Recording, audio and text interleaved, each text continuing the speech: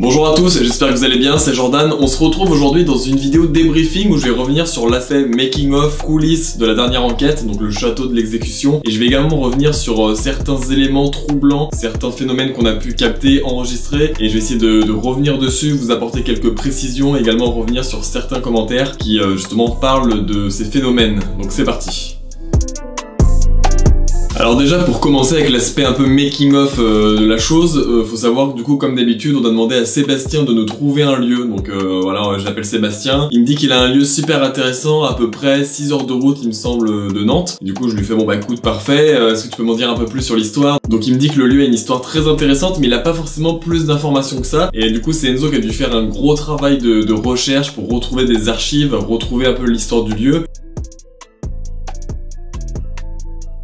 Arrive le jour J du tournage, 6h du matin, donc avec Enzo et Anthony on prend la route, 6 heures de route, direction le château. Tout se passe bien, voilà, le trajet s'est super bien déroulé, on arrive sur place et comme d'habitude en fait quand on arrive sur les lieux, première chose qu'on fait, on sort pas le matériel, tout ça généralement, ou alors je prends juste mon portable ou autre pour faire des petits plans s'il y a besoin. Mais généralement on prend pas de matériel pour le moment et on fait un repérage des lieux, donc on va faire un repérage aux alentours du château par exemple, on va regarder un petit peu la forêt, les champs alentours, voir s'il y a des gens, voir s'il y a des personnes qui pourraient rentrer facilement, voir s'il y a un danger particulier. Et ensuite on explore, du coup on récupère la caméra et on explore un petit peu l'intérieur du château, pareil, voir s'il y a du monde à l'intérieur, voir les endroits qui sont dangereux pour qu'on puisse faire attention la nuit pour l'enquête. Et voilà, c'est vraiment le premier repérage qu'on fait. Et du coup on arrive, on découvre ce château magnifique, il est juste incroyable et c'est ce que je disais avec Enzo et Anthony, on pense même que c'est un des plus beaux spots qu'on ait pu faire jusqu'à présent. Il était vraiment magnifique, c'est dommage qu'à l'intérieur par contre il reste pas énormément de choses, il n'y a pas vraiment de mobilier et tout ça, mais il dégageait vraiment un aspect super intéressant. Et du coup on continue la visite du château, tout ça, et on arrive dans un endroit, vraiment la pièce maîtresse du château, on va dire ça, sur un point culminant, le toit du château. Donc on arrive tout en haut et là on voit une vue incroyable, vraiment la vue du château était magnifique. En plus j'ai réussi à faire des plans de drone avec le coucher de soleil, franchement on était super contents et on avait vraiment une vue sur tout l'horizon, sur toute la forêt alentour et c'était super agréable. Et c'est là qu'on s'est dit bon, le lieu de ce soir en tout cas promet d'être super intéressant.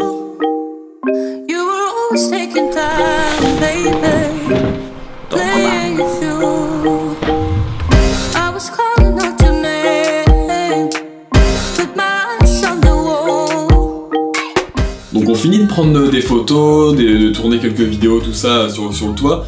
Et je commence à entendre des bourdonnements un petit peu près de nous. Et moi il faut savoir que j'ai une phobie de tout ce qui est guêpes, abeilles, frelons, tout ça, tout ce qui bourdonne, je déteste ça.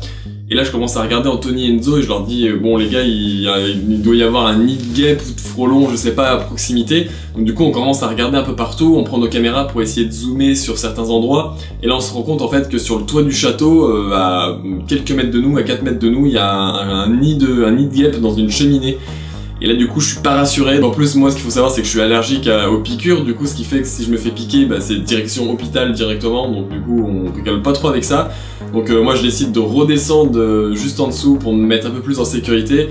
Et du coup je suis pas forcément rassuré pour la nuit d'enquête, mais je me dis que généralement la nuit déjà avec la température qui baisse tout ça. Donc voilà, petite anecdote assez drôle, mais sur le moment je vous avoue que j'étais pas super fier quoi. Qu'est-ce qui se passe Anthony en haut là? Comment ça, qu'est-ce qui se passe? Il y a des guêpes en haut, tu m'as dit? Ouais, il y a les guêpes qui sont en train de se ramener, mais ça va. Ok. S'il y a un problème, vous sautez hein.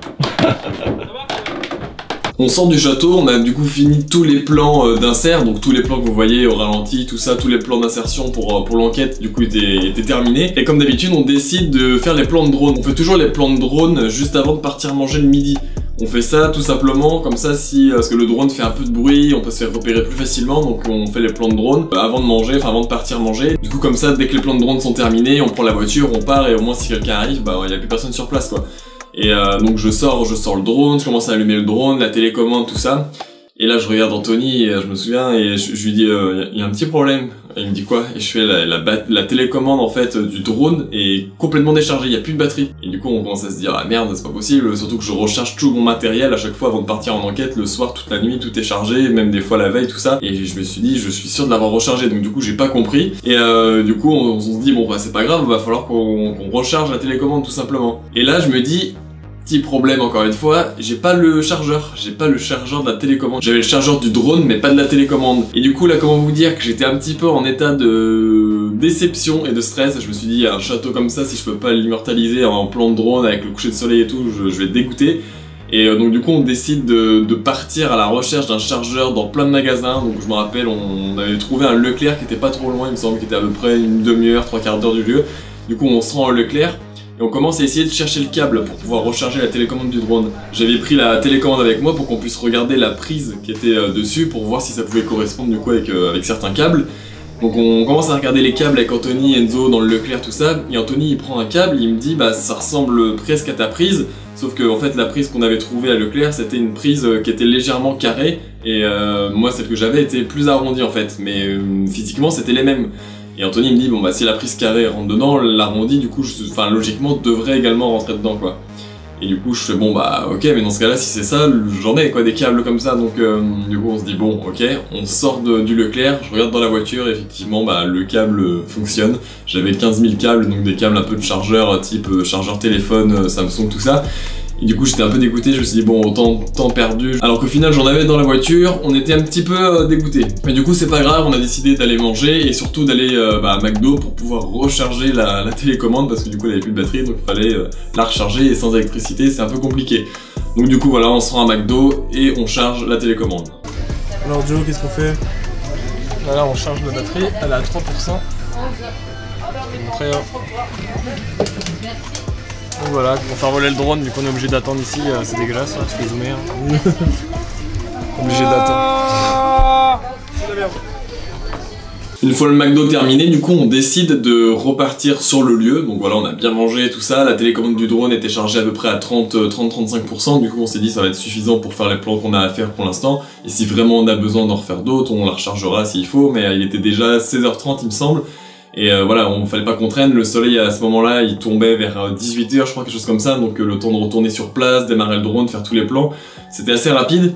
Et comme d'habitude en fait, on regarde la jauge d'essence et là on se dit plus d'essence, voilà, plus d'essence dans la voiture et là on se dit qu'est-ce qu'on fait? Du coup on se dépêche de trouver la station essence la plus proche pour pouvoir remettre un peu d'essence et repartir sur les lieux, sachant qu'il nous reste encore une fois pas énormément de temps pour faire les plans de drone avant que le soleil soit couché.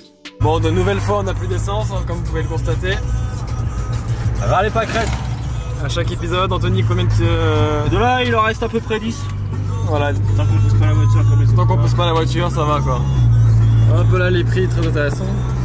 On arrive au château, le soleil commence à bien disparaître, mais on a encore un petit peu de temps devant nous, on a à peu près 25 minutes je pense avant que le soleil soit totalement couché. Du coup on se dépêche, j'allume le drone, je commence à faire mes plans de drone, tout ça. Et du coup voilà, ça l'a fait au final. Et du coup j'ai eu encore une super idée de faire un plan sur le toit de la voiture. En fait le principe c'était que je m'allonge sur le toit de la voiture pour essayer de faire un plan un petit peu comme si qu'il y avait une grue à caméra en fait si vous voulez sur le toit de la voiture pour essayer de faire un plan un peu différent de d'habitude. Du coup voilà, je monte sur le toit de la voiture, jusqu'à là tout se passe bien. Jordan Perrigo va faire une cascade incroyable. Ah ouais, là j'ai jamais vu. Ok, tu bouges pas. Regarde mes rangers qu'on va défaire. Ah ouais, je passe. Attends, tiens, je te laisse juste récupérer ça.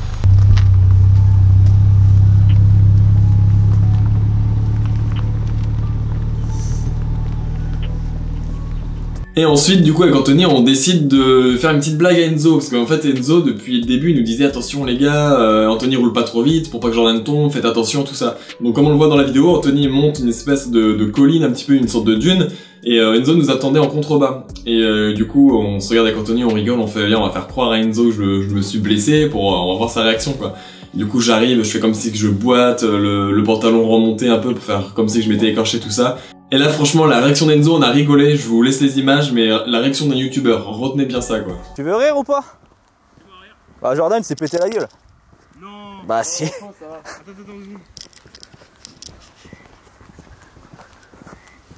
Putain Jordan, qu'est-ce qui se passe? Rentre à franquer. Putain mec. Mais bien sûr que non. T'as passé par devant? Oh putain. On est pas tombé nous. Ouais non.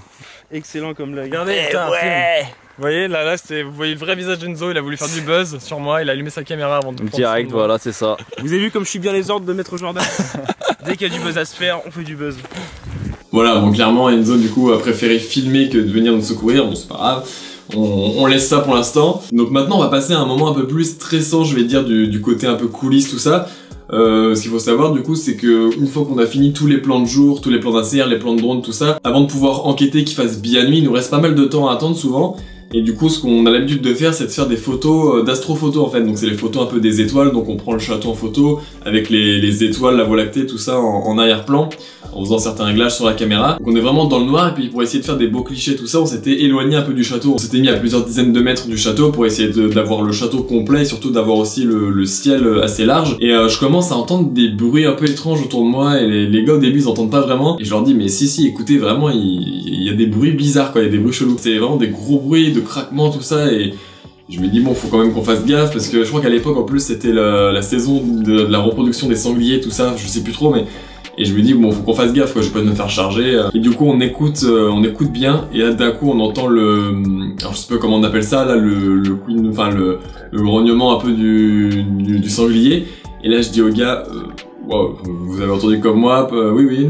Donc du coup on commence à se précipiter, on court, on ramasse le matériel, on court vers la voiture, on arrive dans la voiture pour se mettre en sécurité, mais gros coup de flip et gros coup de stress quoi. Bon écoutez, on est un peu essoufflé. En fait on faisait de l'astrophoto avec les gars, et on a entendu alors comment ça s'appelle ça, des bruits. On a entendu des bruits en fait de sangliers, donc quand ils font du bruit quoi. On entend le groin, voilà, enfin du sanglier quoi, on a entendu plusieurs reprises, du coup on a commencé à tracer, parce que c'était bon, on sait pas si c'était loin ou pas quoi. Bon, si c'était pas très loin je crois. C'était très loin, c'était pas si loin que ça. Ouais. Donc là on est en sécurité dans la voiture, on va redescendre du coup parce qu'on va aller manger au McDo. Bizarrement. On va voir si on les croise ou pas. Ouh, c'est sport. Voilà, la vidéo est à présent terminée, j'espère qu'elle vous aura plu. Comme d'habitude, n'hésitez pas à laisser un petit j'aime à la vidéo, ça nous encourage et ça nous permet de voir votre soutien. Donc n'hésitez pas vraiment à mettre un petit j'aime, n'hésitez pas à vous abonner à la chaîne si c'est pas encore fait. À l'heure où je vous parle, on est bientôt 115 000 sur la chaîne. Donc merci beaucoup, merci de votre soutien et de votre fidélité. Très important également, n'hésitez pas à rejoindre mon compte Instagram qui s'affiche soit sur l'écran ou dans la description. C'est là que je vais mettre beaucoup de stories quand on est sur place, sur les tournages. Voilà, je fais pas mal de stories, un peu making of, un peu comme les images que vous pouvez voir dans cette vidéo là. Nous on fait des petits lives également, je mets pas mal de photos en avant-première, et on va peut-être faire par la suite des concours, des choses comme ça pour vous faire gagner des choses. Donc vraiment n'hésitez pas à rejoindre mon compte Instagram en masse, voilà, il est sur l'écran, enfin il s'affiche là ou dans la description. J'aimerais également revenir sur la page Utip que nous avons ouverte. Donc voilà, Utip tout simplement c'est une plateforme participative, et vous pouvez si vous le souhaitez nous faire un don, donc soit de 1 euro, 2 euros, ce que vous souhaitez. Voilà, il n'y a pas de montant minimum ou maximum, vous pouvez faire vraiment ce que vous voulez. Et ce qui est super intéressant, c'est que pour les personnes qui ne peuvent pas forcément payer ou qui ne souhaitent pas forcément mettre de l'argent, vous pouvez également utiliser la deuxième fonctionnalité de cette plateforme là qui est super bien, c'est que vous pouvez en fait regarder tout simplement plusieurs publicités. Donc comme vous avez sur YouTube en fait les publicités que vous avez en début de vidéo, bah là c'est un peu le même principe, vous pouvez regarder plusieurs publicités et ça va nous générer quelques centimes à chaque fois d'euros. Donc plus vous serez nombreux à le faire, plus le montant sera important. Et voilà, on a beaucoup de projets en plus par rapport à cette cagnotte là. Une fois qu'on aura récolté suffisamment, on a des projets comme voilà, financer un van à l'effigie de l'émission, tout ça. Je vais pas trop vous en parler pour l'instant, ça fera l'objet d'une autre vidéo je pense par la suite. Donc voilà, en tout cas n'hésitez pas à nous soutenir sur cette plateforme là, le lien est dans la description comme d'habitude. Et j'aimerais revenir sur un dernier point, donc la caméra SLS. Vous ne l'avez pas vu dans cet épisode là et c'est tout à fait normal, et je pense que vous allez pas trop la voir pour l'instant. Alors en fait on a découvert une anomalie concernant la caméra SLS. Ce qu'il faut savoir c'est que la caméra SLS en fait quand vous filmez du coup dans une pièce, si quelqu'un passe devant ça va la schématiser sous forme humanoïde tout simplement. Et du coup le problème qui se présente à nous c'est que la caméra SLS contient une espèce de mémoire cache en fait si vous voulez. Et nous à chaque fois qu'on arrive sur le tournage on l'allume, et pour être sûr qu'elle marche bien on passe devant, on fait des signes pour être sûr qu'elle marche bien, et ça nous permet voilà, de voir qu'elle enregistre et qu'elle détecte correctement. Sauf que pendant qu'on bouge devant la caméra SLS, et ben, elle garde ces mouvements et cette captation, elle la garde en mémoire, donc dans une espèce de mémoire cache un peu. Et ce qui fait que si on filme dans une pièce des fois vide où il se passe rien, ou s'il y a quelque chose qui pourrait ressembler à un humain ou quelque chose comme ça, et ben elle peut des fois reprendre ce qu'elle avait capté en mémoire cache et le réutiliser pour essayer de mieux capter en fait le spectre, sauf qu'il n'y a personne. Du coup voilà, autant des fois on a des résultats où quand on demandait lever le bras ça lève le bras, toucher le K2 ça touche la K2 et il réagit.